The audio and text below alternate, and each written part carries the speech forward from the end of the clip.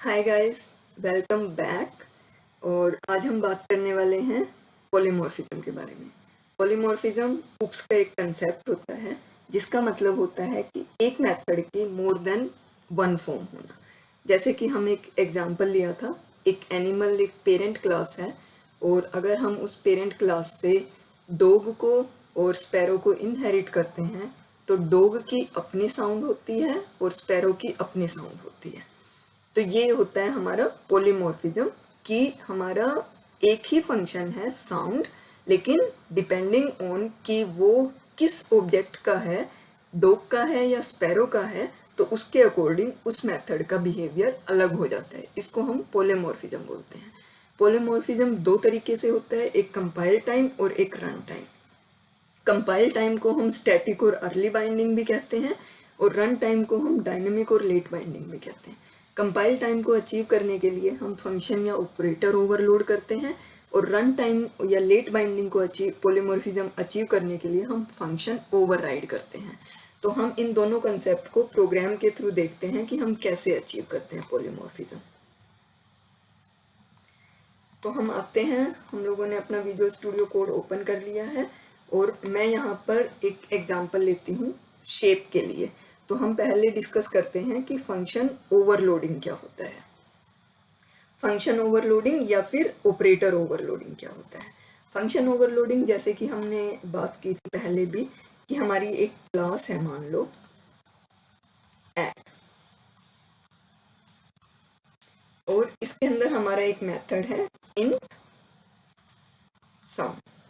ये यहाँ पर दो नंबर एक्सेप्ट करता है, num1 coma num2। Integer type के हैं दोनों, और ये करता है रिटर्न num1 प्लस num2। तो ये मेरा हो गया एक ऐड क्लास है सिंपल। इसके अंदर मैंने एक मेथड बनाया हुआ है सम। दो नंबर्स में एक्सेप्ट कर रही हूँ और उनका रिटर्न सम रिटर्न कर रही हूँ। अब यहाँ पर ये मेरा पब्लिक मेथड है, ठीक है। ये एक नॉर्मल सिंपल क्लास और ऑब्जेक्ट हो गया, इस क्लास और उसका मेथड हो गया। अब हम फंक्शन ओवरलोड कैसे करेंगे। मान लो कि ये तो दो नंबर्स का सम है, मान लो मुझे सम करना है 3 नंबर का या 4 नंबर का। तो उस केस में मैं क्या करूँगी, इन सेम नाम से मेथड लिखूंगी और इस टाइम में 2 की जगह 3 या 4 जितने भी मुझे नंबर्स का सम करना है उतने नंबर में एक्सेप्ट कर लूंगी यहाँ पर, और ये रिटर्न करेगा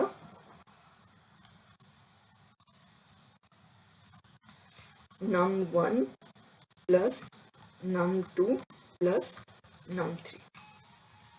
तो ये मेरा होता है फंक्शन ओवरलोडिंग। फंक्शन ओवरलोडिंग क्या हुआ कि सेम क्लास के अंदर मेरा एक ही फंक्शन दो अलग तरीके से बिहेव कर रहा है।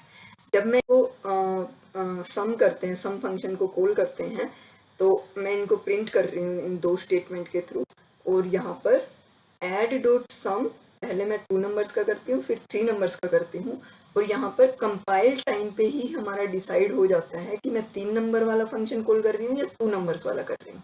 अगर मान लो कि मैं यहाँ पर 4 डिजिट्स पास कर देती हूँ, 4 डिजिट्स का कोई भी सम फंक्शन नहीं है, इसलिए ये मुझे कंपाइल टाइम पर ही एरर दे देगा कि ऐसा कोई फंक्शन डिफाइन ही नहीं किया गया है जो 4 आर्ग्यूमेंट्स एक्सेप्ट कर रहा है।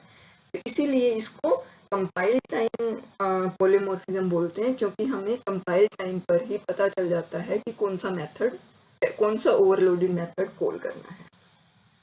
हम इसे रन करते हैं और आउटपुट देखते हैं।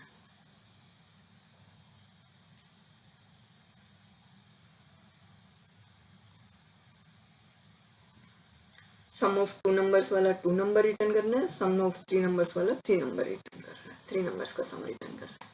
तो ये हमारा हो गया फंक्शन ओवरलोडिंग, फिज्म की ही एक फॉर्म होता है। तो हम देखते हैं कि ऑपरेटर ओवरलोडिंग कैसे काम करता है। मैंने ये दो क्लासेस हटा दी, ये क्लास हटा दी है, और मैं क्या करती हूँ यहाँ पर 20 प्लस 10 कर देती हूँ यहाँ, ठीक है।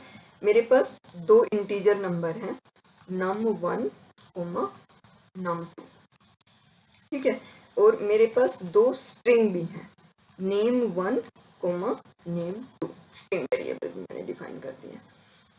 मान लो कि मैं num1 इज इक्वल टू 20 देती हूँ, num2 इज इक्वल टू 10 दे देती हूँ, name1 is equal to coding, name2 is equal to chit. ये हमने कर दिया है। अब मान लो कि हम लोगों को सम एक इंटीजर ले लिया है और यहाँ पर रिजल्ट एक स्ट्रिंग ले लिया है।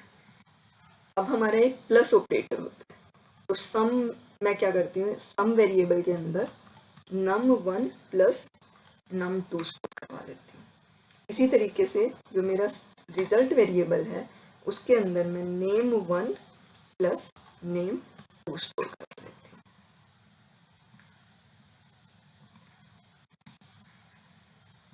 और यहाँ पर हम आउटपुट कर देते हैं सम, और यहाँ पर आउटपुट कर देते हैं रिजल्ट। ठीक है, तो अब क्या हुआ है कि मैंने प्लस ऑपरेटर यूज किया है। प्लस ऑपरेटर को क्या है, प्लस ऑपरेटर एक फंक्शन ओवरलोडेड ऑपरेटर है। ये क्या कर रहा है कि जो इंटीजर नंबर्स हैं उनके लिए तो सम कर देगा, और जो मेरा स्ट्रिंग वेरिएबल्स हैं उनके लिए ये कंकैटिनेशन का काम करता है। स्ट्रिंग वेरिएबल्स को ये सम नहीं करता है।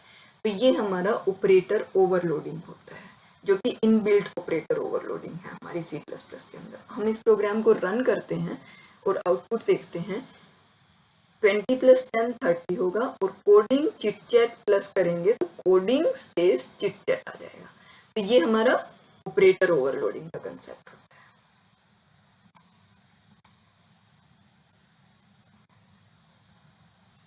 है। सो गाइज हम नेक्स्ट टॉपिक पे बढ़ते हैं। ये पॉलीमॉर्फिज्म दो तरीके का है, कंपाइल टाइम पॉलीमॉर्फिज्म और रन टाइम। तो हमने अभी कंपाइल टाइम पॉलीमॉर्फिज्म देखा है फंक्शन और ऑपरेटर ओवरलोडिंग के थ्रू।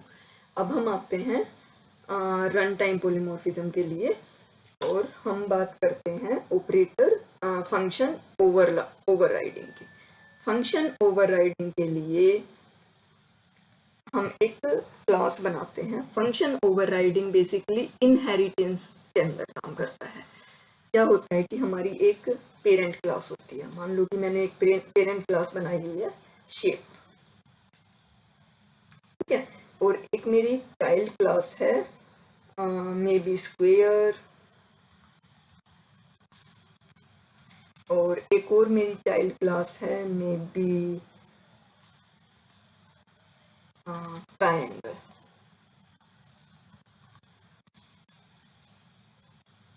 ठीक है, तो ये हमारी तीन क्लासेस हैं। शेप क्लास के अंदर हमने एक पब्लिक मेथड डिफाइन किया हुआ है, void नंबर ऑफ लाइन्स।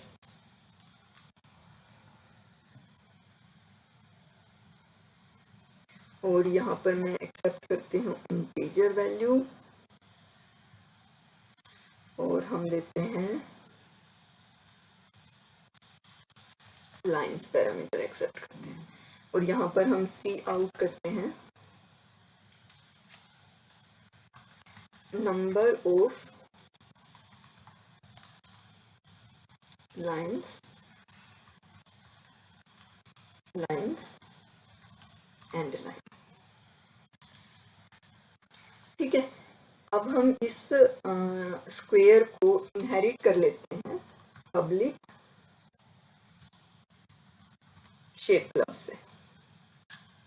तो हमारा जो भी नंबर ऑफ लाइंस मेथड है वो हमारा यहाँ पर इनहेरिट होके आ गया है, और हम स्क्वायर की नंबर ऑफ लाइंस प्रिंट करवा सकते हैं। इसी तरीके से हम ट्रायंगल जो हमारी चाइल्ड क्लास है उसको भी पब्लिक इनहेरिट कर लेते हैं शेप से, और सेम तरीके से हमारा नंबर ऑफ लाइंस यहाँ पर भी आ जाएगा। अब हम अपने क्लास के ऑब्जेक्ट बनाते हैं। सबसे पहले मैं बनाती हूँ स्क्वायर का, स्क्वायर S1, और फिर बनाते हैं ट्रायंगल का T1। ठीक है, अब अगर मैं S1 dot number of lines देती हूँ 3, तो ये मुझे प्रिंट कर देगा नंबर ऑफ लाइंस 3। इसी तरीके से T1 नंबर ऑफ लाइंस मैंने दी और 3। ट्रायंगल के अंदर 3 होती हैं, स्क्वायर के अंदर 4 लाइंस होती हैं। तो ये हमारा इनहेरिटेंस का बिहेवियर कैसे होगा कि जो भी हमारी पेरेंट क्लास के अंदर मेथड है उसके अंदर जो भी हमने पैरामीटर्स पास किए हैं और जो भी लाइन स्टेटमेंट है वो प्रिंट हो जाएगी। तो हम इसे रन करते हैं।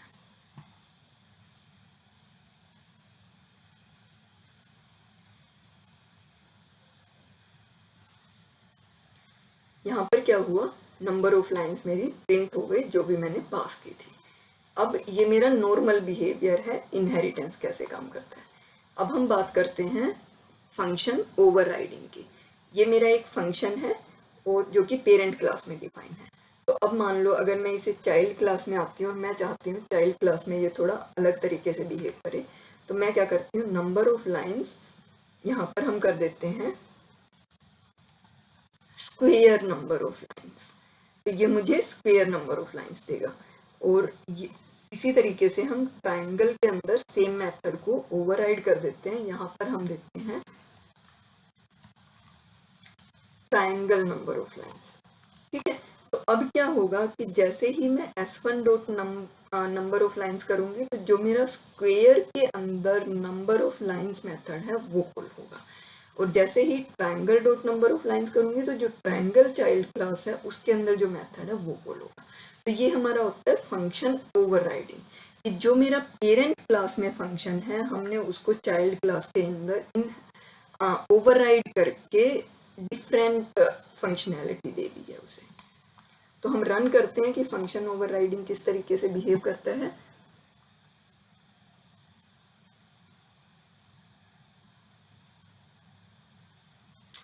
तो ये हो गया हमारा स्क्वायर के अंदर स्क्वायर लिखा हुआ आ गया, ट्रायंगल के अंदर ट्रायंगल, और ये हमारा है कंसेप्ट ऑफ फंक्शन ओवरराइडिंग।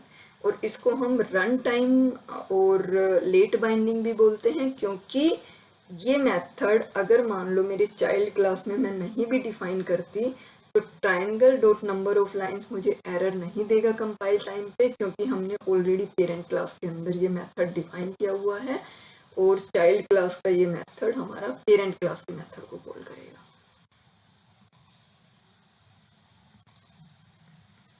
इसलिए हम इसे लेट बाइंडिंग या फिर रन टाइम पॉलीमॉर्फिज्म भी बोलते हैं।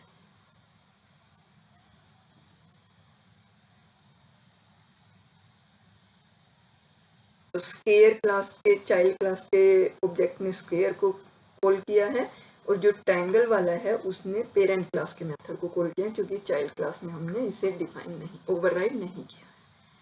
So that's all about polymorphism, compile time and run time. Hope you guys enjoy this video. और अगर आपको कोई भी डाउट है तो प्लीज़ आप कमेंट विंडो में मुझे पूछ सकते हैं।